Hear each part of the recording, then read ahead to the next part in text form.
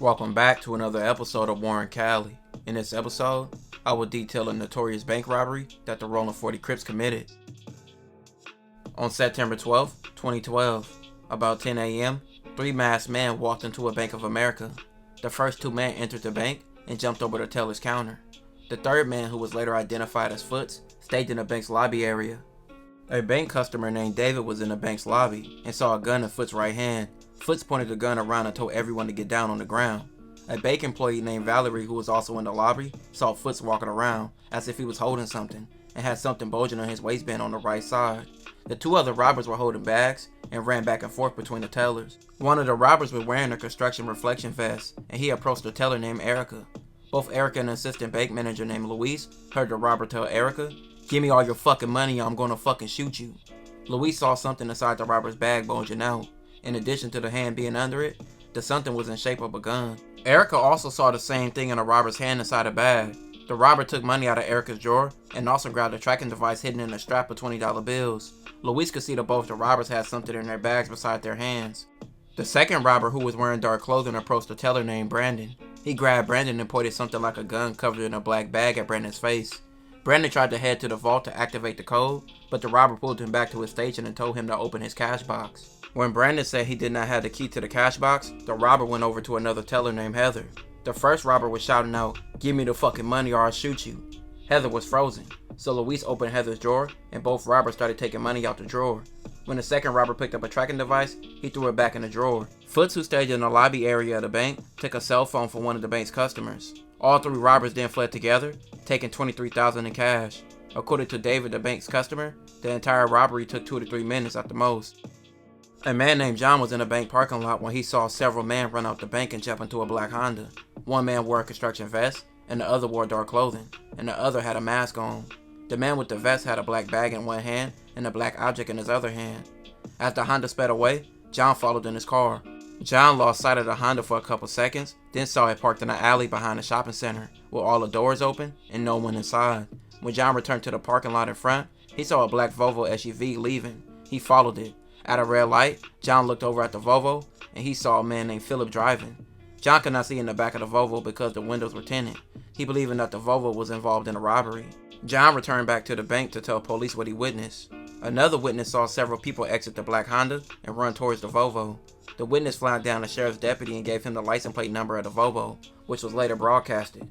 The robbers would then go on a high-speed chase. The Los Angeles County Deputy Sheriff's Department eventually caught up with the Volvo traveling southbound on the 14 freeway.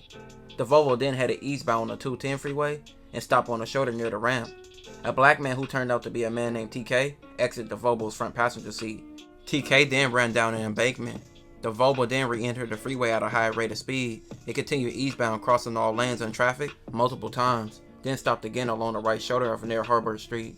Another black male exited the vehicle and ran down another embankment, holding his waistband with his right hand. Police believe the suspect was holding onto something, possibly a gun. The Volvo accelerated back onto the freeway, eventually turning onto the 110 freeway towards LA. The Volvo exited on 2nd Street and traveled through downtown, making numerous traffic violations. The Volvo traveled southbound on Vermont Avenue past Martin Luther King Boulevard. TK and Foots were validated members of the Rollin 40 Crips. Foots is the older brother of Rollin 40 Crip rapper X4, and they decided to ride through their hood, where a large amount of money was thrown out the Volvo's rear passenger window. The Volvo circled a residential area surrounding Budlong Street to the west, 41st Street to the north, and Figueroa Street to the east. As more money was thrown out the Volvo, crowds gathered screaming, "Throw me the money." Articles of clothing, a large duffel bag, and other unidentified items were thrown from the Volvo. Volvo was forced to stop by a large truck blocking traffic lanes. Philip was removed from the driver's seat, and Foots was removed from the rear passenger seat. This was a 47-minute video of media coverage.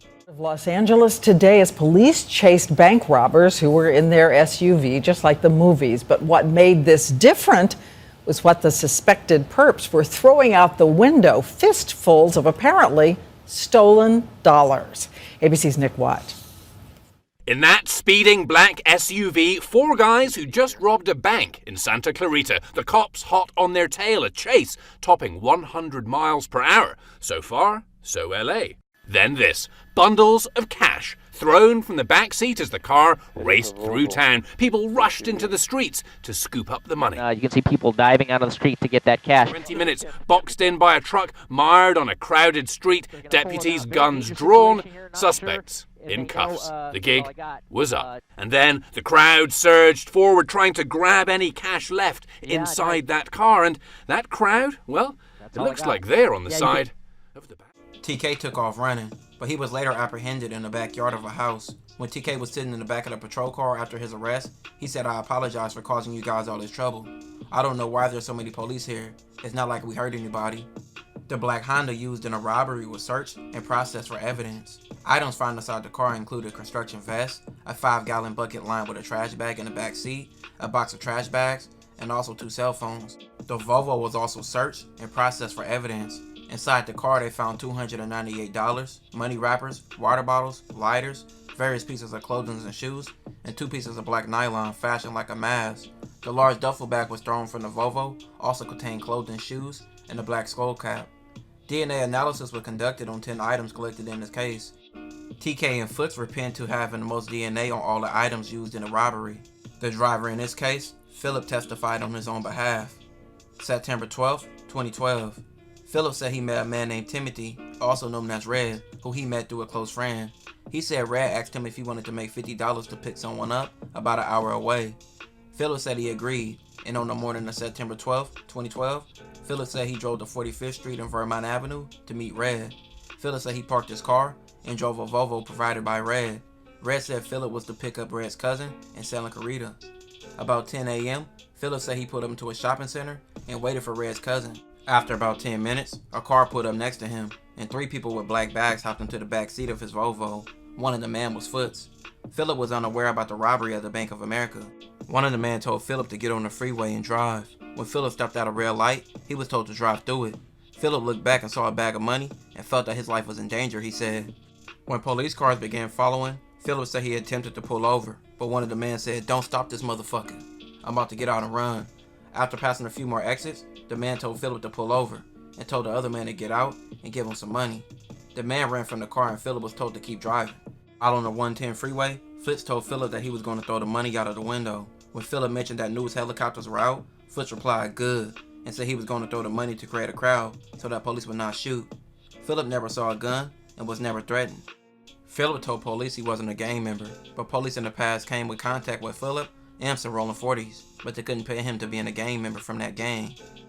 Philip was acquitted of all charges. Foots received 33 years in prison for the robbery, and TK, he was sentenced to 45 years and 8 months in prison for the robbery, along with being charged for another bank robbery in 2010. This bank robbery became known as one of the most epic bank robberies in all of LA, with all the chaos it caused and money being thrown out the window. But all the years they received, I know it wasn't worth it. This will conclude this episode. If you haven't already, check out my previous episodes. Don't forget to like, comment, and subscribe.